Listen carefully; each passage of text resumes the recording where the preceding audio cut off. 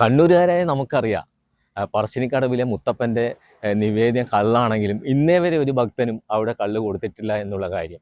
ഇപ്പോൾ പലരും കണ്ണൂരിന് പുറത്ത് വരുന്നവരും കണ്ണൂർക്കാരും ചെയ്തുകൊണ്ടിരിക്കുന്നത് പറശ്ശിനിക്കടവ് മുത്തപ്പനെ കാണാൻ വരുമ്പോൾ അല്ലെങ്കിൽ വന്നതിന് ശേഷം അവിടെ അടുത്തുള്ള കള്ള് ഷാപ്പിൽ പോയി കള്ള് കുടിച്ച് അവിടെയുള്ള സമൃദ്ധമായ ഭക്ഷണത്തെക്കുറിച്ച് വിവരിച്ച് റീൽസ് എടുക്കുകയാണ് ചെയ്യുന്നത്.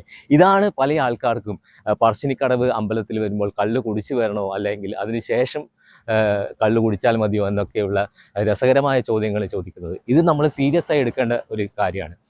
അവിടെ വരുന്നത് പലരും ആൺകുട്ടികൾ മാത്രമല്ല, പെൺകുട്ടികളും വരുന്നുണ്ട്, ഫാമിലി ആയിട്ടും വരുന്നുണ്ട്.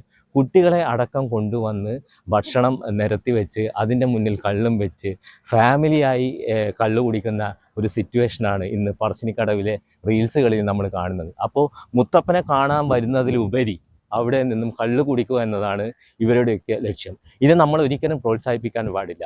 ഇങ്ങനെ ആരെങ്കിലും ചോദിച്ചിട്ടുണ്ടെങ്കിൽ പറയാം, മുത്തപ്പന് നിവേദ്യം കള്ളാണെങ്കിലും ഇന്നേ വരെ അവിടെ ഒന്നും കള്ള് സപ്ലൈ ചെയ്തിട്ടില്ല എന്നുള്ള ഒരു കാര്യം. നമ്മൾ മുത്തപ്പനെ കാണാൻ പോകുന്നുണ്ട്, ഭക്ഷണം കഴിക്കുന്നുണ്ട്, വരുന്നുണ്ട്. പക്ഷേ ഇന്ന് വരെ ആരും കള്ളിനെ പ്രോത്സാഹിപ്പിക്കുകയോ കള്ള് കുടിക്കുകയോ ചെയ്തിട്ടില്ല.